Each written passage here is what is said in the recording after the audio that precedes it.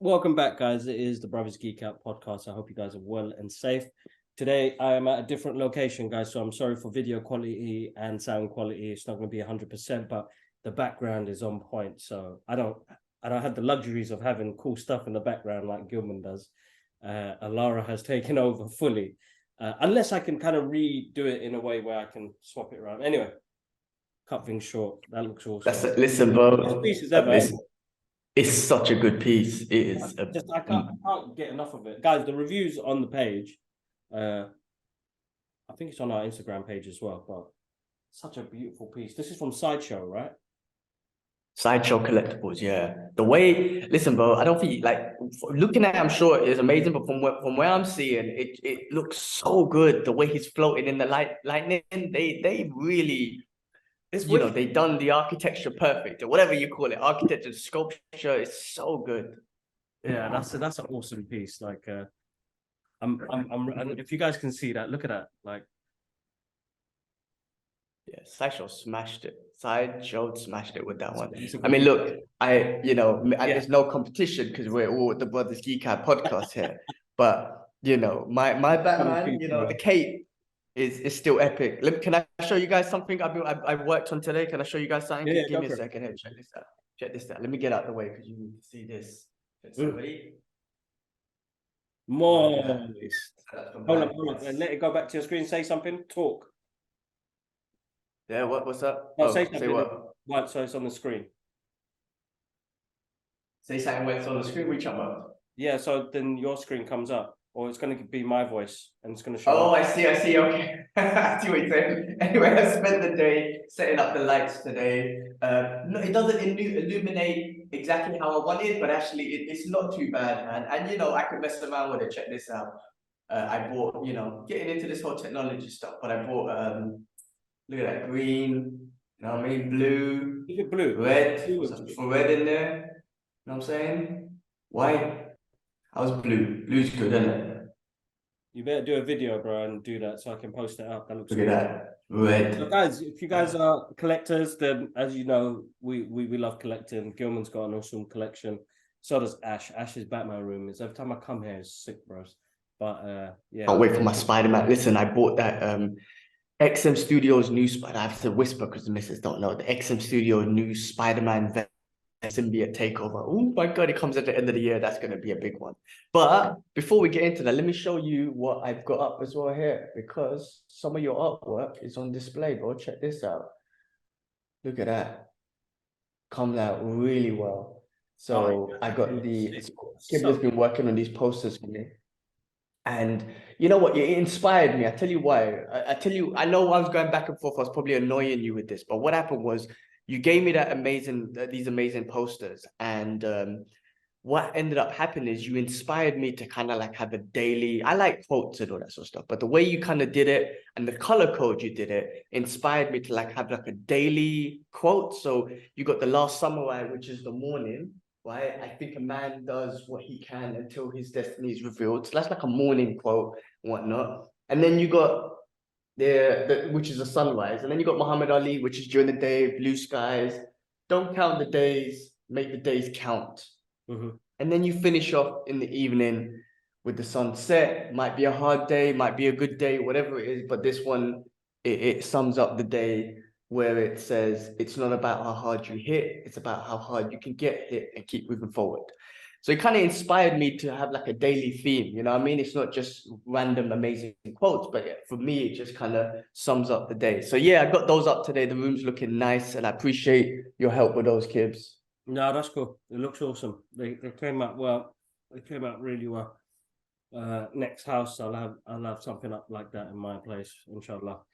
I know you just broke your fast, and I'm thirsty because I've been running around all day. Plus, shout outs to Warner Brothers UK and DC. They gave me what can I say? They invited me to a screening of Superman 1978 at the BFI South Bank, which was absolutely awesome. But I've already done like South London, North London already, bro. As you can see, I'm a hot mess Fasting, the sun came out, losing bad breath games. I hope fasting is going well for you guys, man, as it is for me. But today was a tough, rough morning to get there. But seeing, Superman, that's like the DNA of all the superhero movies we see. Was awesome, and that was in 4K as well, which was clean. So Wow. sometimes you can see Nice. the graphics are a bit. You know what, bro? How can a movie age so well 45 years later? It's the 45th anniversary. That's why. Uh, how does a movie age that well? And if it just still the music, the visuals, like shout outs to Richard Donner, man. He didn't want to do like a campy Superman, even though the suit looks, it's outdated a bit. But for it to stand still as a movie to this day now, it's wonderful to see that, bro, because that's the first of its kind, right? Yeah, and they took it serious. Listen, Christopher Reeves, may he rest in peace. My guy worked out for this. Like they took the role serious in the sense that is a superhero. He's a buff guy. He's supposed to look like I guess the perception of what a hero is supposed to look. Just saying, isn't it? So he worked out for it. He pumped weight. He put on weight. Yes, the suit was outdated, but back then actually it wasn't. It was cool.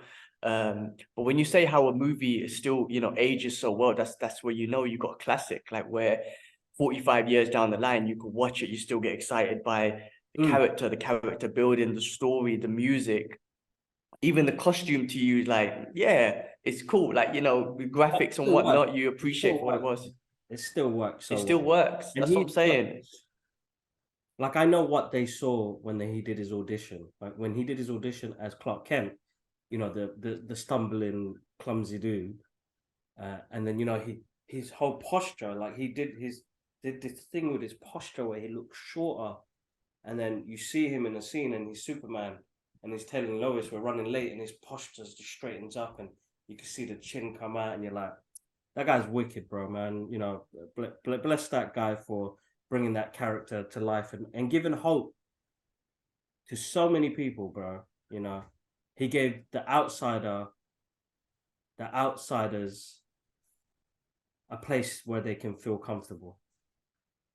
There's more to that movie and the character of Superman being an alien, an immigrant, basically coming. I mean, it's based off the story of Moses anyway, but inspiring in different ways, man. And what Joel and Jerry did, creating this character, and them not knowing where it was going to go into what it's become, like that's amazing. I mean, it must have been tough for them, and it still is because they're still.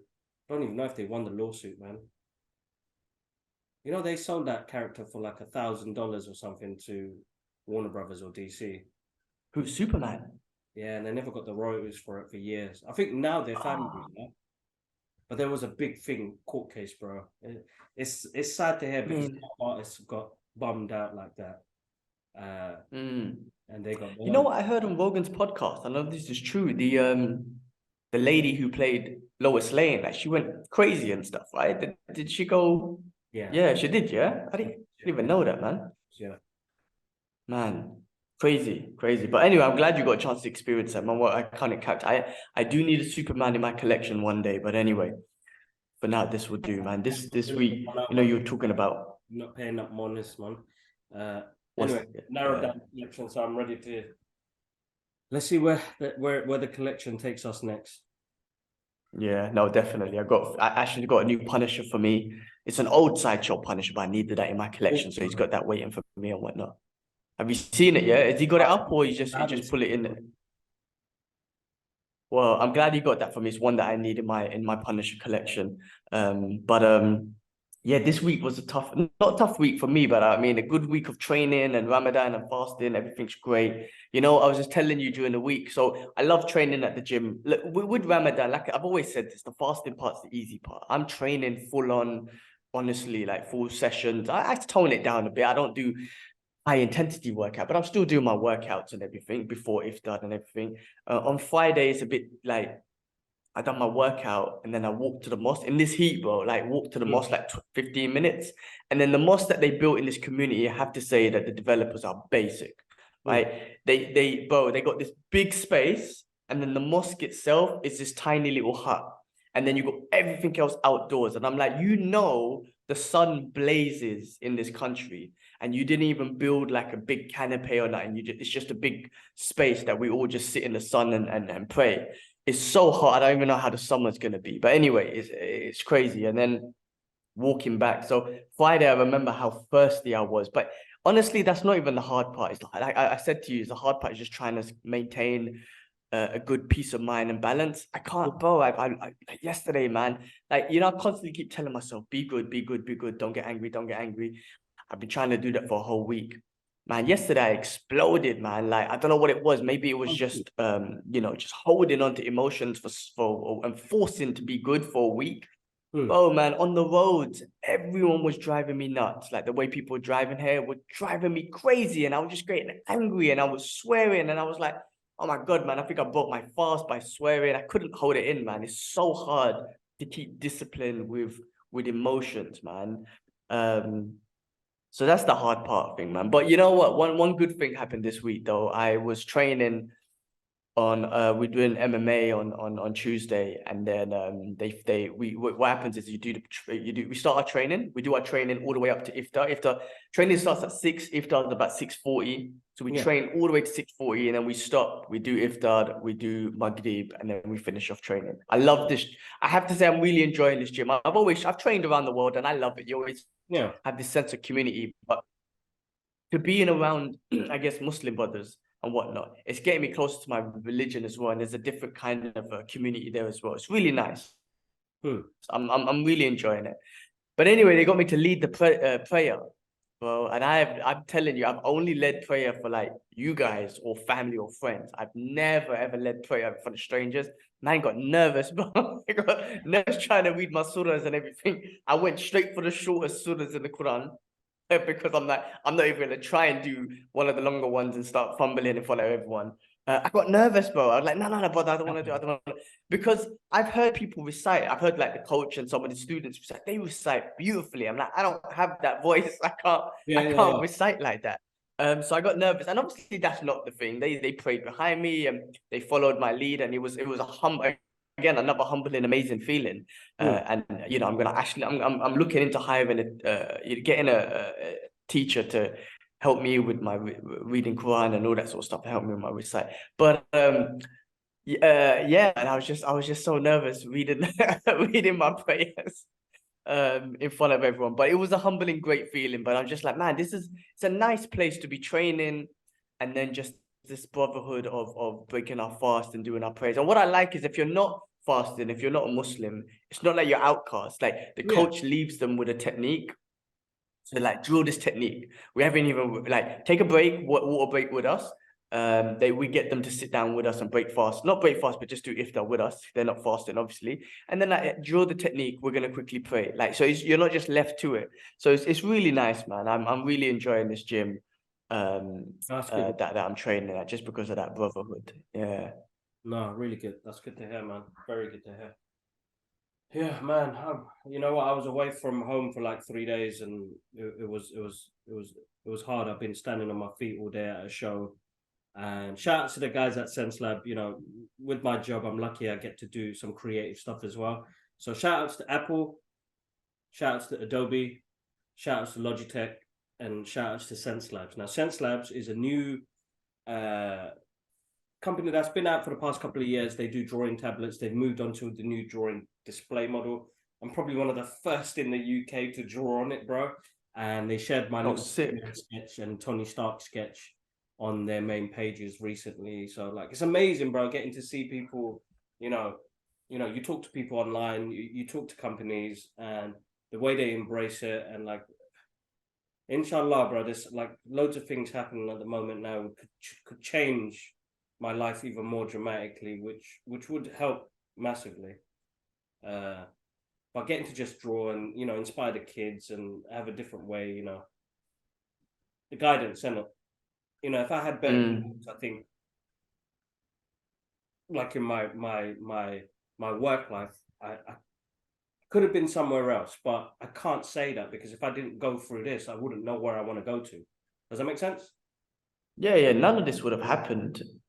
Everything happened the way it had to be for us to be in this point right now, right?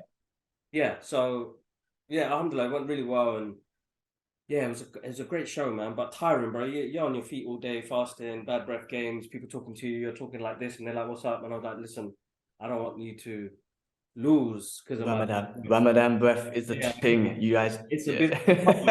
Yeah. Bless them, and everybody was really kind, and it was rewarding, bro. And when the kids came on Friday just to see artwork and me teaching them how to do the guidelines of comic book artwork, and the girls were like, "Can you draw Miss Marvel?" I drew Miss Marvel, did Jubilee, and they were just super excited, bro. And it's like it's how I would want to inspire the youths in the future now that you don't have to even do the artwork. You could be an inkist, you can be a colorist, you could be doing podcasts and videos, and like there's so much out there now and opportunities now to be as much as you want to be. You know what I mean? So that was at the Bet Show, but the guys at Sense Labs, they've always hooked me up. They show so much love, and it was great to see them because they're from different parts of the country. I think Paul's from Germany and Ian's from Belfast, and yeah, proper geek out moment, bro. So when they found out I was like close to their age, they were like, "What?" And I was like, "Come on, man! I've got the grey hairs coming through now."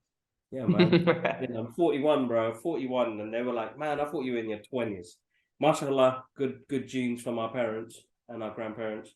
But yeah, that was a hard one. So it was nice to be home, catch up on sleep as well, bro. So, but yeah, fasting was hard those couple of days. But now I'm home. It's a bit more easy. But today was a bit of a run around. But yeah, no, bro.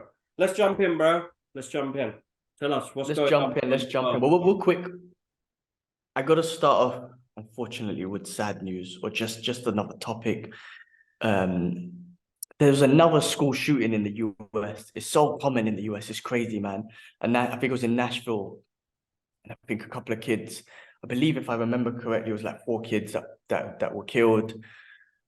Might have been more. I'm sorry, I haven't seen the update news and whatnot, but I just saw that and I was just like, damn, man. Again, like the US, and this might be happening around the world. Okay.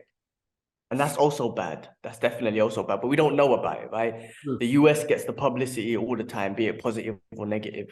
It's such a I don't get it, man. I don't get like, listen, there's a lot of mentally challenged, mental health issues out there and what I don't know. I don't even know if I want to pull it to that. There's psychos out there too, man, to go out there and want to kill kids. I believe it was a female that did it, but it's just kind of like, what are you? It's weird, man. It's like, what are you doing? You're one of the biggest super nation in the world. You kind of control the world, and somehow I don't know how, but or maybe they think they do.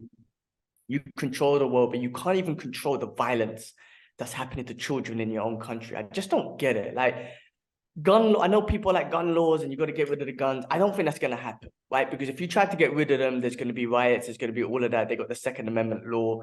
People are going to get them illegally anyway. I think it's like, in my opinion, and I don't want to get too much into it. Again, condolences to the family and whatnot. I can't imagine what they're going through, but like you either you have to make it, to get a gun, you got to make it like a driving test, right? It's got to be like a 3-month course, theory test, mental health check, and then practical, you know what I mean? And maybe the mental health check, you got to do it, every 6 months or something like that. I don't know. It's got to be so much harder for you to get a gun in the US. They got to do that. And then secondly, like, listen, man, and this might not be a good thing. This might not be a good thing. But then you know what? If you got billions to send like weapons to Ukraine and whatnot, why don't you spend some money at your schools to get like and give ex-military who need jobs and whatnot, and who are trained, trained to be in these high pressure situations, give them the job to run security in a school.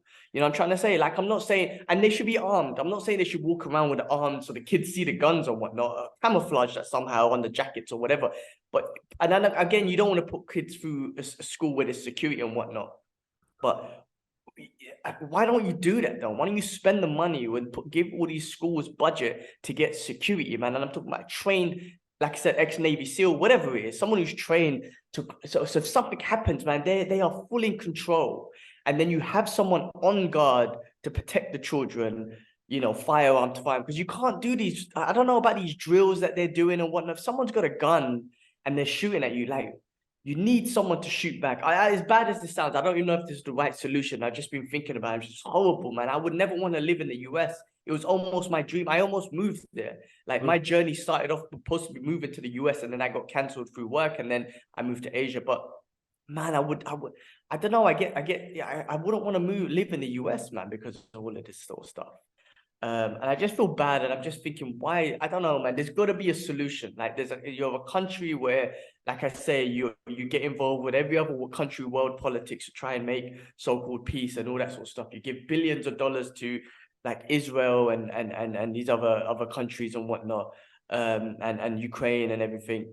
Why can't you spend $1 billion in your own country and just get security for these kids, man? It's horrible, horrible. So anyway, I'm sorry to start off like that, but condolences. I don't even know if that's the right thing to say, because it's kind of like, well, I don't need your condolences, my children, man. You know what I mean? Yeah, that's the hard part about being a parent and with craziness in the world like that, man. And the thing is, you don't know. It's such a spontaneous, random thing as well. So that's where it can get very sticky and difficult, man. Yeah, no. Well, look, moving on from that, let's get into it. I had to bring it up. It was just something that was bugging me. No, that's cool. So a couple trailers. First of all, there's a new Guardians of the Galaxy trailer. The cinema tickets are being released tomorrow, I believe.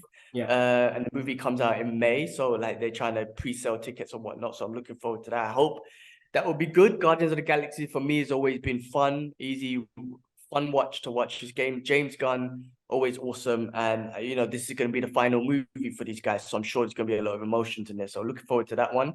And I just saw they look at the release of Blue Beetle trailer tomorrow, DC. Yeah. So that's going to be something that'll be interesting. You know, brand new character. I have no idea who the hell Blue Beetle is. So to me, this is brand new. So I'm going to appreciate it for what it is as a standalone. They're looking to embed this into the new DC plan, right? So it'd be interesting, bro. And, you know, I know a lot, you know, it's going to be the actor from Cobra Kai. I'm excited to see this, man, because this is technical. You know, this is our first Mexican superhero. I know our Mexican brothers and sisters probably excited to see this. So, it's going to be a great character. He's young. He's learning. It's going to be a good origin story, man. I'm hoping, you know, this just kicks up, like, you know, the DC love, bro. You know what I mean? Because they've got some great characters. They just need great direction. And now, you know, James Gunn's come through and he's like, I want to keep some of these characters moving forward. Let's help out where we can. So I'm looking forward to that trailer tomorrow, bro. Well, tonight. Yeah. So awesome. Well, we'll get into more DC stuff later. I a couple of things that I've been watching this week that I wanted to talk through. I'm actually watching the Tetris movie now. First half an hour. I'm fully engaged, bro. Okay. I'm fully engaged, bro. You'll love it because it's epic. It's epic moments of history in regards to video games and stuff like that. Pinnacle moments of Tetris, the video game, handheld consoles, all that sort of stuff. Yeah. The politics game, this little game that was one of the most, I guess, pinnacle games in history. I guess I'm sure it should fall in there with Pong, that original one. Yeah, remember when that was the original one, right? Where everyone was like, "Oh my god, this is crazy," and I'm sure Tetris kind of falls in there, but it's very, very interesting. So I'm in the middle of watching that. I'm gonna finish that off after the podcast. Bro, Godfather of Harlem, man. So part 3, season 3 just finished. And I need to bring up the cast because it is. Listen. I've spoken about this before, but I need to give it some stripes, bro. So let me bring up the cast because it's got such a big cast on this one. Godfather of Harlem. Now you got Forrest Whitaker, right? Yeah. Now who plays Bumpy Johnson, who's the show's about. The show's about owning Harlem, right? It's a gangster show. End of the day, it's a gangster show based in the 50s, something like that, right? Of owning Harlem, taking charge of Harlem with the drug trade and just owning it, basically. You got Forrest Whitaker, you got Nigel Fast. I can't pronounce his surname. Excuse me. You got people like Vincent D'Onofrio. You got there's another big star. What's his name? Giancarlo Esposito. You know that, man, he's amazing, man. He's in freaking everything. He's in he was he's in Mandalorian, Breaking Bad. You know what I'm talking Oh about. yeah, I know who you talk about, man. Moff Gideon, bro. That's what I'm gonna call him. His name's Moff Gideon, that's it, that's it, that's it, that's it. And you got Paul Savino was in it, who was in Goodfellas. Chaz Palminteri was in season 1. You had Method Man in it, but show has got loads of people in it. I'm sorry, I butchered names and all that stuff. But what I wanted to express again, bro, like again, great gangster show talking about all the families. It does say that it's real people. It does take real aspects of stories, but it also does dramatize things for the TV and whatnot. Outside of that, I've said this before, bro. For me, bro, honestly, this was the best on-screen adaptation of Malcolm X I've seen. Best on screen, but because the way they done, because remember, this is a show now, it's not just a movie. So they built him up for 3 seasons. Yeah. I'm just going explaining him because the rest of the show is awesome with all the other gangsters and everything. I love that. But just him, for example, they built him up for 3 seasons, and they portrayed him as a hero to his people, right? Not as the terrorist as the government kind of put him as and whatnot. They even included that in the show, like the CIA were trying to kill him and all that sort of stuff, which was true. Like the government was, behind a lot of shit. And they portrayed him in the wrong way, and all he wanted was freedom for his people. And he never actually invoked violence. He said self-defense, yes, but not violence. You don't provoke the violence, you never do. But if you have to defend yourself, then you must defend yourself, right? Yeah. And that was his kind of stance. But this starts off with him already being a part of the Nation of Islam, which was, just a bit of a different. They think things a bit different. It's not really the true Islam. And then I told you, right? They build him up to the point where he kind of breaks ties with the Nation of Islam and then reverts into the true version of Islam. And he actually, when he goes to Saudi and everything, and he sees the cure to the problem that he's seeing in his home, which is the US. And the cure and the problem is racism, right? And all the discrimination he goes through. And he saw that solution in Islam. He really believed Islam is the solution to racism because there is no class, color, nothing involved in Islam. When you're praying, everyone's praying together, brothers and sisters, side by side, and all that sort of stuff. So you see that amazing transformation, as I explained previously in one of those episodes. And then this kind of leads up to his death, which we know about. But again, man, like his death, he saw it coming. You saw the background happening of the CIA trying to get him killed and the Nation of Islam and everything.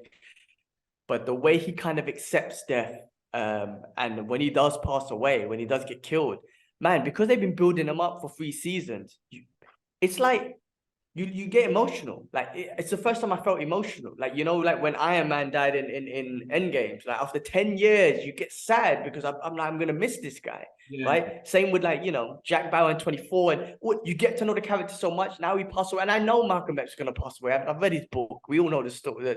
He gets murdered and whatnot. But the way this show portrayed him, and the way he was just a hero for his people and all that sort of stuff, it was such a great, best on-screen Malcolm X adaptation I've ever seen that they done. And I think it's worth a watch, Kibbs, man. I really recommend it to anyone to watch that show, Godfather of Harlem. And there's so much more to it as well. If you're into that whole gangster scene, that's all involved in the world. So I had to give that show some props, man. No, definitely, man. It's on my list, bro. It's on my list to watch, definitely. Cool. All right. The next one was Wu-Tang, the American Saga. Listen, bro, again, another show you should watch. Hip hop fans, you're gonna love it. The way each episode now in season 3, because they're doing their solo albums, goes into the creative mind of how they come up with their albums. It's been awesome, bro. Last week, I think it was, or 2 weeks ago, it was Method Man and So Raekwon was trying to think of his album. He was getting inspired by John Woo's The Killer, that movie, The Killer. And you just go into a whole different story. What they do in the show, bro, they take you into a story. So now in this story that he's a mafia boss and he's and it's all about the hip hop and whatnot, the distribution of their hip hop. It's not about, they change it from drugs and all that sort of stuff. But it's just amazing because we know that movie and everything. This week one was the Jizza, the Genius. And they just, again, this episode went into this old like mystical kung fu movie where they're trying to distribute the real hip hop and not the pop and all that sort of stuff. And it was just like this Mad Max type old kung fu movie that they went through, and then the Jizza was just kind of going around just freeing. His album was more about getting the Wu-Tang back together because everyone was doing collaborations with everyone else, and his one was like, we are the best when we're together. Yeah. So his story and the way his creative mind was working was going back to this kung fu movie and different dynasties or whatever, and just freeing them. It was really awesome, man. Just creatively well, and you actually get the chance to see they really visualize the creativity of each album and whatnot. So that was awesome, bro. So yeah, those are two things I watched. Mandalorian, bro, that was one of the best episodes. Episode 5. What a great episode. You saw that too, so you can explain. You can tell me what you thought, because I've been talking too much. Great episode. Continued from last week's great episode as well. And bringing Ahmed Best back, because I watched that episode like 4 times already, bro. And it for me, like, this year has been a great year for great comebacks, bro. So yeah, that the previous episode with Ahmed Best was amazing. This episode just fully went in, bro, and it was a good action piece as well, bro. But the way they work together, bro, like it's this is what humankind needs.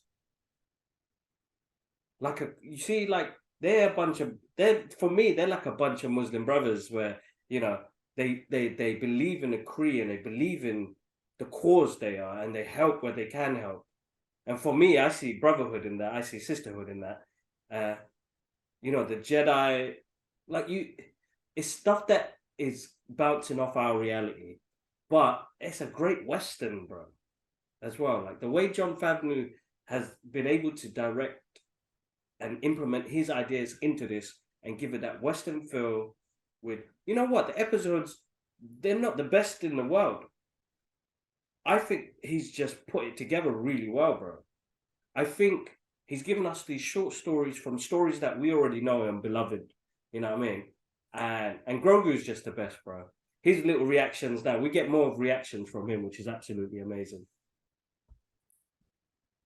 No, agreed. I mean, like, I was gonna make a statement that might get me beaten up, but are the Mandalorians are the Mandalorians more of a heroes than the Jedis? Like, are they better than the Jedis? I mean, the way they came together in this episode, because they're making us feel that.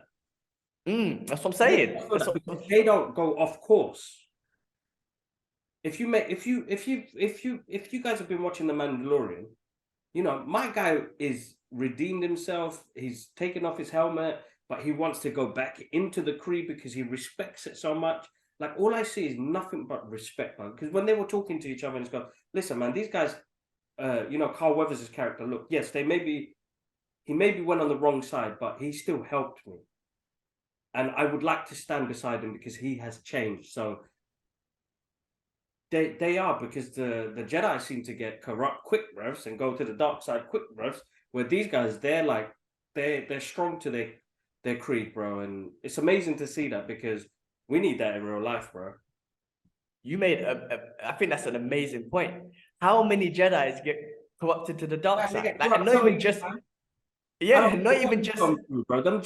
Mandalorian they've lost their planet, they've lost their people, they're scattered across the universe, yet they stick together so well, bro, and they stick to their creed. And I love that, bro. Because I was moist last week, bro. When you said that speech, I was like, man, I'm with you too, bro.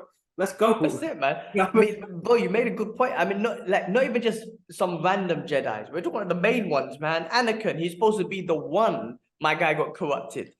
Like, you made a good point. Like, there's more with the Mandalorians. They, like I said, that creed. There's more of a belief. There's more of a discipline that they have behind their belief system and everything.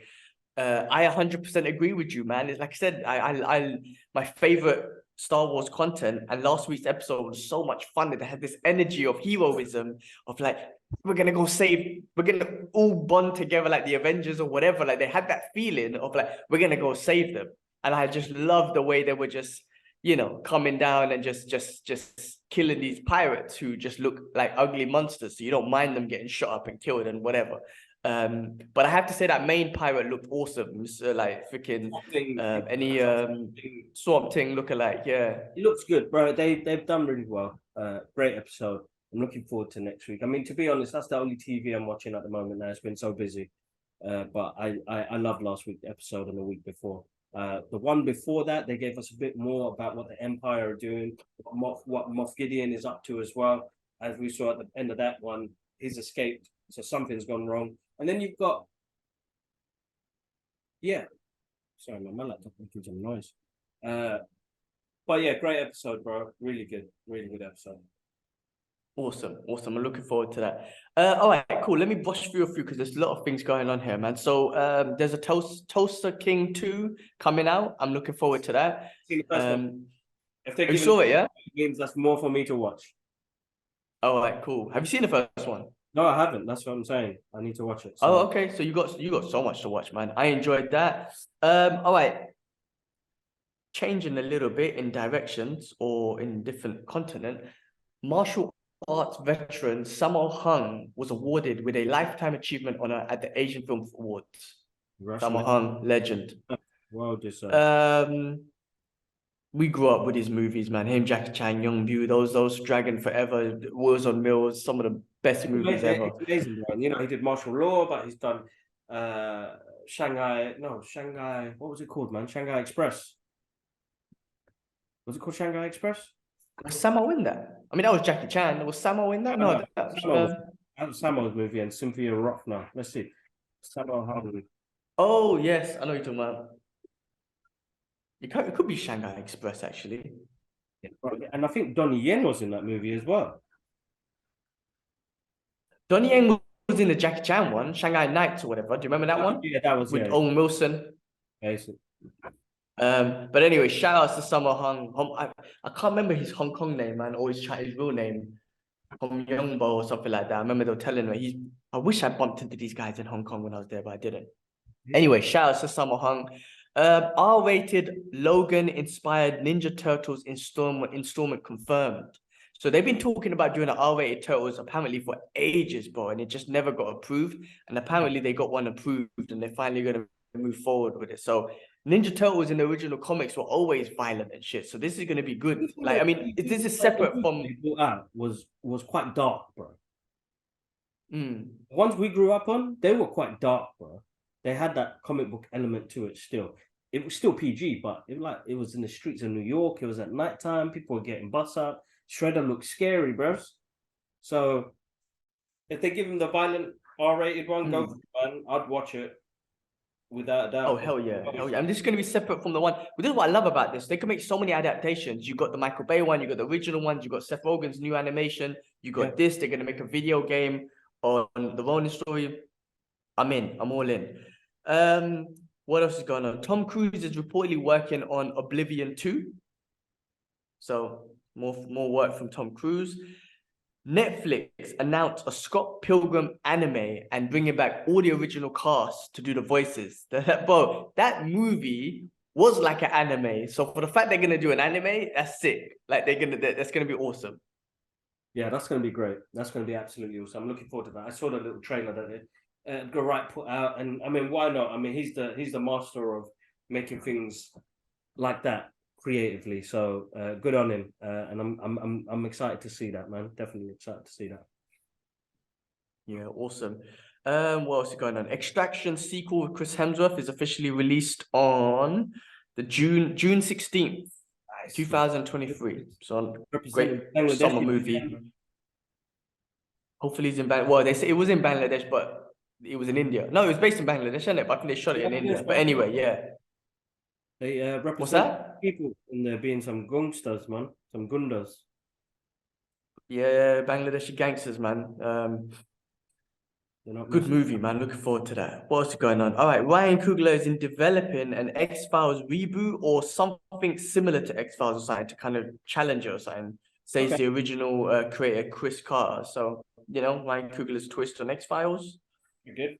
Clint Eastwood sets the final film of his directing career with Warner Brothers. So Mm. I think I'm a big fan of what he's directed. Million Dollar Baby. You got Gran Torino. Like, so many movies. Like I'm a big fan of what he does. So he's got his fun. My guy's 90 plus. I can't remember the exact age, but he's 90 plus still doing this shit. Man, fucking amazing. So one more movie left in him, man. And my guy's what a great legacy, man. Bloody hell. You know what, bro? What else is going on? The Thing, bro, man, they're making a prequel, which is going to be available on the 1st of April, I think, on Netflix. So it should be out technically. I didn't even know that, but the original Thing was scary, man. I remember we used to watch it when we were kids. Yeah, yeah. That was a scary movie. It was. Definitely was. Definitely was. Okay, John Wick director, Chad Sheletsky. Yep. My bad, I'm sorry. I can't read. Names his dream cast audition, including Jackie Chan, Jet Li, Jason Statham, and Jason Momoa. Mm. Nice. I know Expendables are like, yeah, we done that. Except Jackie Chan and Jason Momoa. But man, if they build this John Wick universe, put Jackie Chan and Jet Li. Look, Jackie Chan and Jet Li made that movie. What was it called again? Together, Buddha, Forbidden. Buddha, maybe Forbidden Planet. No. Forbidden something. Kingdom. Forbidden Kingdom. That's it. I still enjoyed that. Enjoyed it. Listen, I enjoyed it because I was a fan of Jackie Chan and Jet Li. So biasly, I enjoyed it. However, there was so much more potential. There was so much more potential to be done with those two. But look, Jet Li's done. My guy's not acting anymore. He's done with all of that sort of stuff. Jackie Chan's still on the thing. My guy's making movies. He's got a new movie coming out. He's working on Police Story, another one. I would love to have seen a great action movie with Jackie Chan and Jet Li, just another one. But anyway, just wanted to put that out there. That was his dream cast. All right, next thing. Okay, check. This one was quite interesting. So I gotta check what this is. PETA, I believe that's like a animal rights company type thing, has called Amazon Studios and the wider world of TV productions to stop using real animals after a horse died on the set of The Lord of the Rings, Rings of Power. Now, I've always wondered, how do they use animals in some of these movies? Like, of course they're trained, but I remember what came to mind to me was I remember watching My Name is Nobody, right? Old school movie, right? I remember the end scene. I can't remember the character's name, where he's shooting all those bandits, like he's blowing up. They have dynamite in their thing, and all they come in like a bunch of 100 of them, just riding towards him, and he's shooting and blowing them up.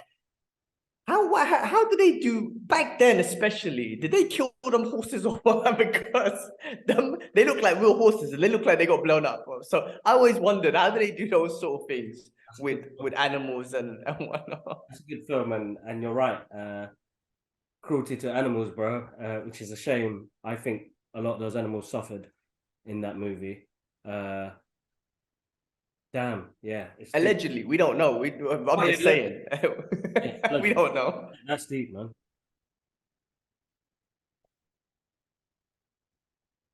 Great movie though. My Name is Nobody. One of my favorite Western movies. All right, what else is going on, bro? A series adaptation of Denzel Washington's Man on Fire has been ordered straight to series Netflix. HBO might be in trouble because they're losing a lot of movies in April, like over 200 movies lost in April. So I don't know if HBO is in a bit of a stick, but that's something with that. Sticking on the Batman theme. Clayface to be in Batman 2. What do you think about that? Yes, so I saw that. That looks amazing. If they do that, depending on how they bring that character in, bro. You know what? Why not, man? In a live adaptation, we've never seen Clayface, and it's always the usual hero, super villains that we get. I mean, this is going to be a bit more of a different, like, looking villain, I guess. Yeah. CGI and all that stuff's going to be involved. You know what I mean? Be interesting to see what they do, because they could change it up. If they ground it, then they could have somebody who suffered something and have, like, I don't know. It'd be interesting to see where they go with it. Yeah. Well, I'm looking forward to that. All right, all right, so let's get into some Disney and Marvel stuff, because there's a lot more stuff, and we'll finish off with that, man. So You know, Disney are making all their live adaptations of movies. I know Little Mermaid's coming out soon.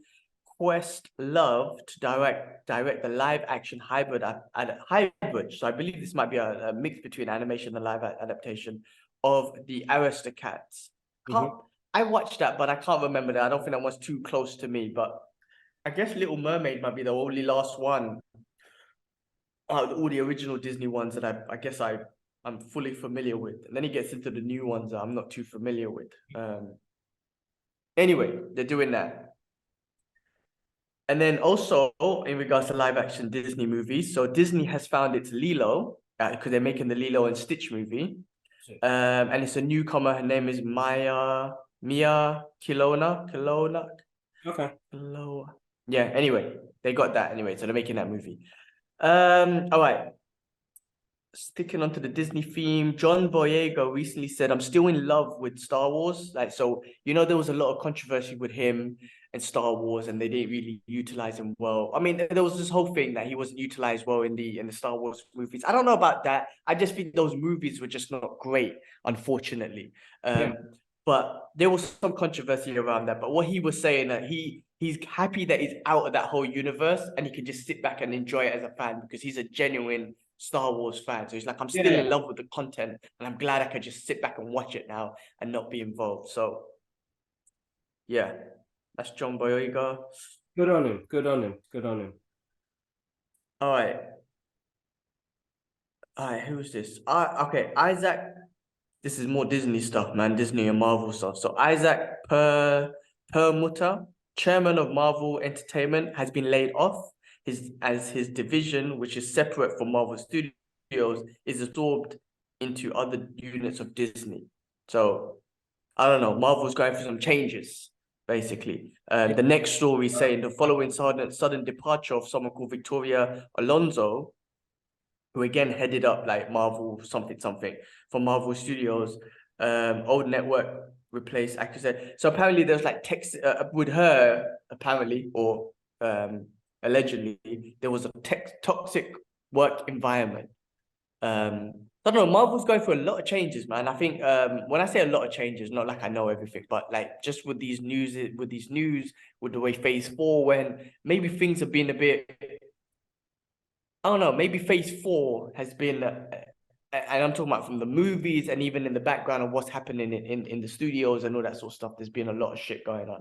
So on that, I mean, it's still like kind of negative news. Zachary Levi recently said that Kevin Feige stitched him in regards to his role in Thor, saying that he was pitched that he's going to be a bigger part or whatnot, and then he ended up dying in that second movie. And I don't know if that's just another hit. Or I don't know, because obviously Shazam 2 didn't do well at all. I don't know. Yeah, it's a really hard one now, man, because I feel like that's why I think it's not great for some of these stars to have like a social media platform, because they end up saying stuff that they probably say it out of regret and anger, and I know about freedom of speech, man, and letting you know, but I mean, if you're in that industry, it's going to be quite hard. Because, like, for me, like, me having a Marvel movie role, like, I was just speaking to one of our guests last week.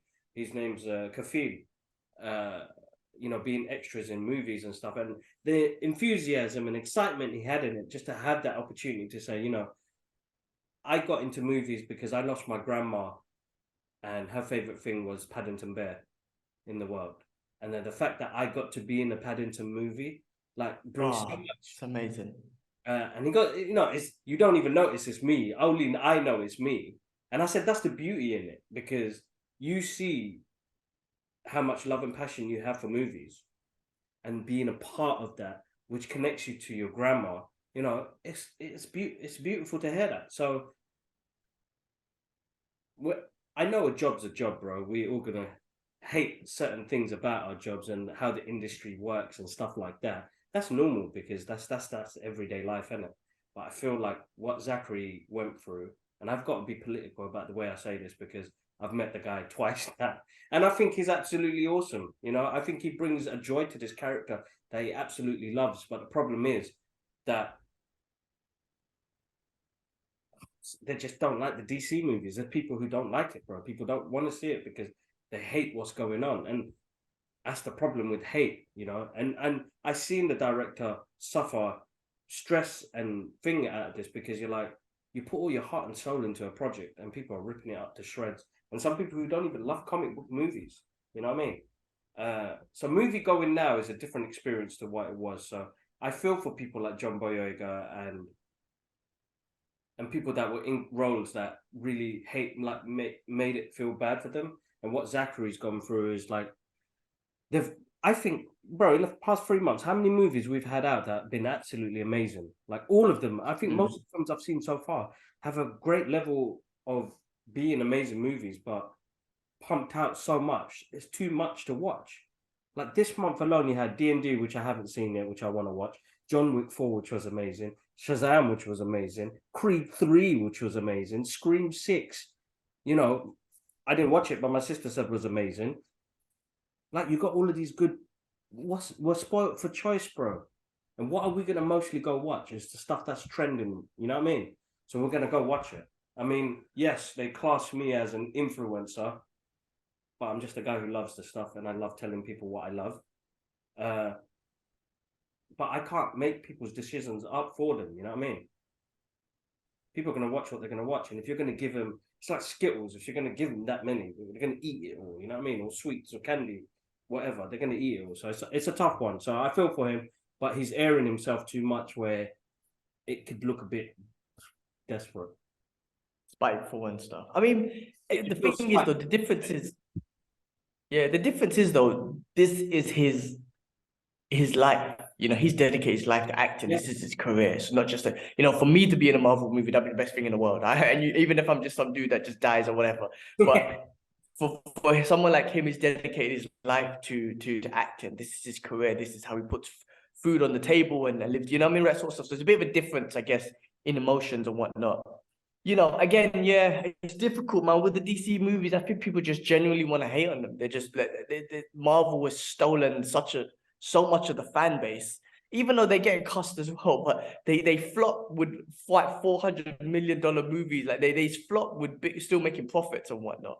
And you know, people have been cussing the movies, but everyone's still watching it. But with the DC universe, I mean, I think, you know, yeah, it's just tough. People, I don't know. I don't understand why people are just like, oh, I don't want to watch it. I don't like DC because of what they're doing, and then you don't give it a chance or whatever it is, man. I mean, there's a lot of bullshit going on, but yeah, I don't know, man. I don't know. Listen, we're gonna still be fans. We're gonna keep watching it, and hopefully, like I say, they're just gonna build up their reputation now, because I think there's a lot of potential for them to build up their reputation, and the only way is up for them, man. So let's see, man. And Zachary Levi, I mean, you never know. There could be potential for him somewhere in maybe he doesn't want to do superhero movies no more, but maybe if he does, there's so many other characters in the MCU. I mean, I don't know why you would, maybe you should have burned bridges with people who could possibly give you the opportunity again to come back in the future. I don't know.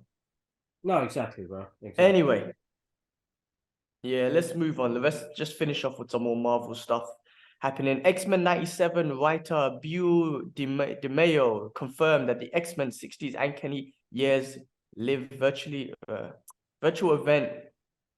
I can't even read now, man. That Mr. Sinister would be the primary antagonist in this upcoming animation. So Mr. Sinister was a big antagonist in the show anyway, and he was really awesome in that. So it'd be interesting to have him back. So that'd be cool.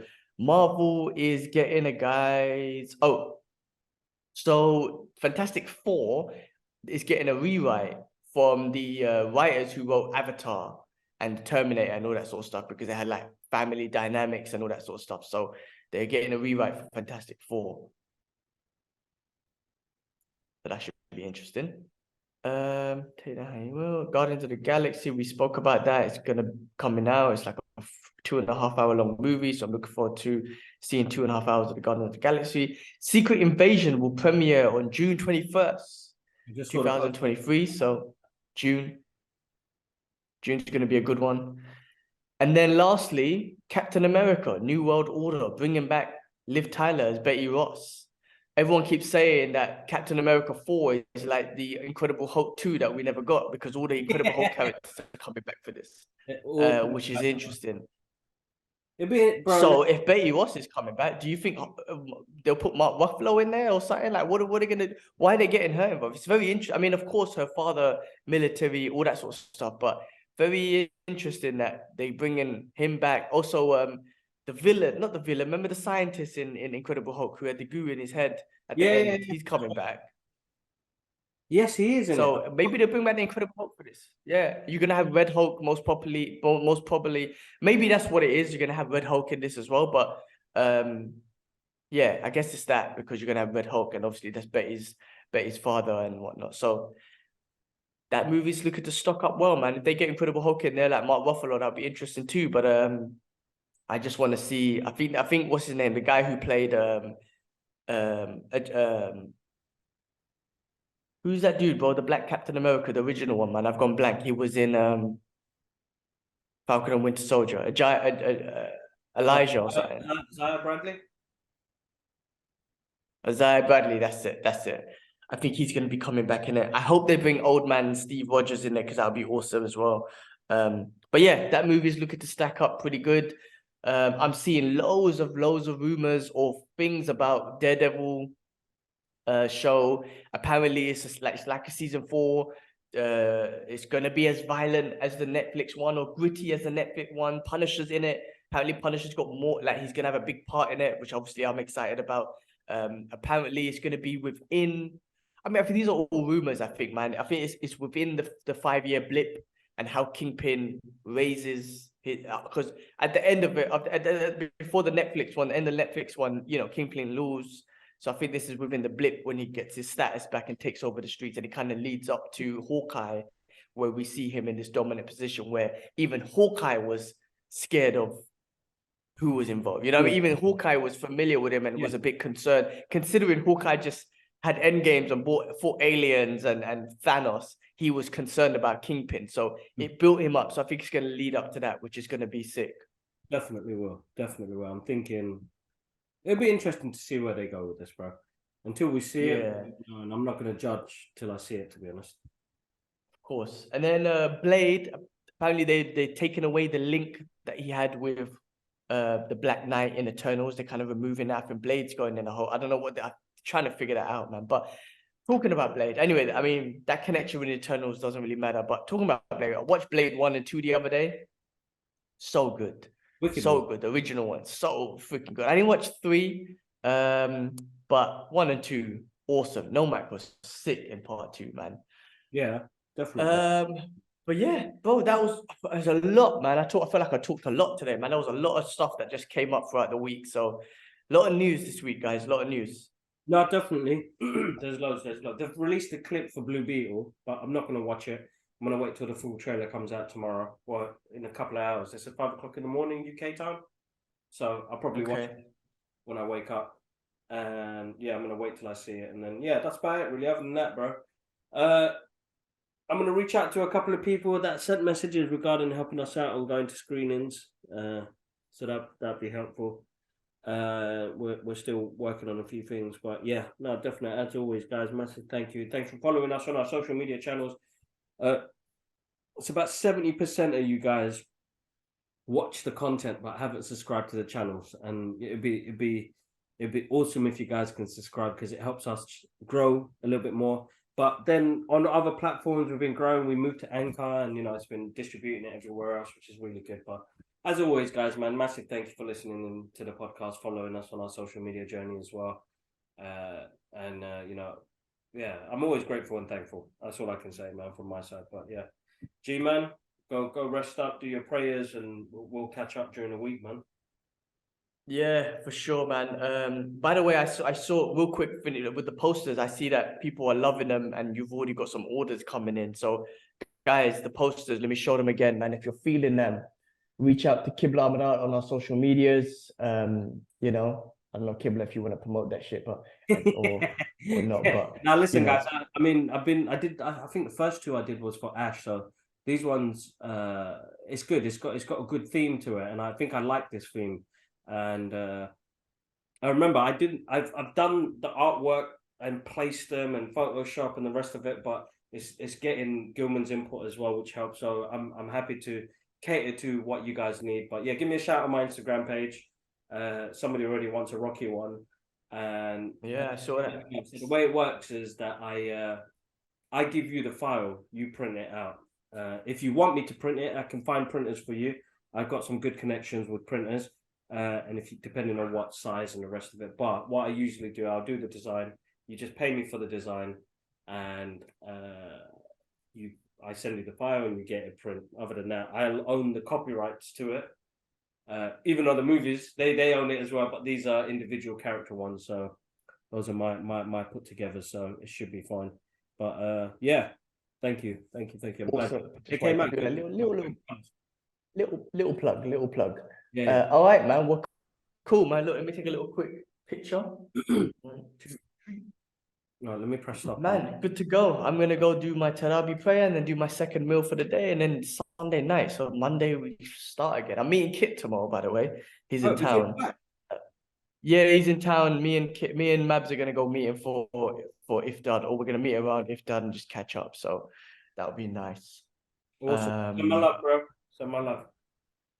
For sure. All right, my peoples. Thanks for liking, subscribing, and all that sort of stuff. Do subscribe and much love. Loving it. I'm loving it. Hey man, the gaming channel is not working. I need your help. So let's talk about that after. But the gaming channel is not getting no traction. Guys, we got a gaming channel. Check it out. It's the Brothers Geek Out Gaming. You know what? I'm gonna put the link. I think the link's already in the description, guys. So just go check it out. Subscribe if you're a gamer and you love watching games, and check it out. Gilman goes on there when he can, but check it out. I mean, it's a slow grower, bro. Even this channel was a slow grower. You know what I mean? But I know this was a slow go, but this had views. The gaming channel is getting no views. So I think maybe God of War, the game I'm playing, is old. I think Ash needs to get on it because he plays a lot of different type of games and whatnot. I'm not really crazy about video games that much. And maybe that's what it is. Like, I know that new Resident Evil came out. I'll buy Tekken 8. I was always a Tekken fan. So when that comes out, I'll buy that. Maybe it's got to do with, when the game comes out, there's hype around it. Anyway, man. Cool. All right, we'll catch up. Cool, guys. We'll catch up soon.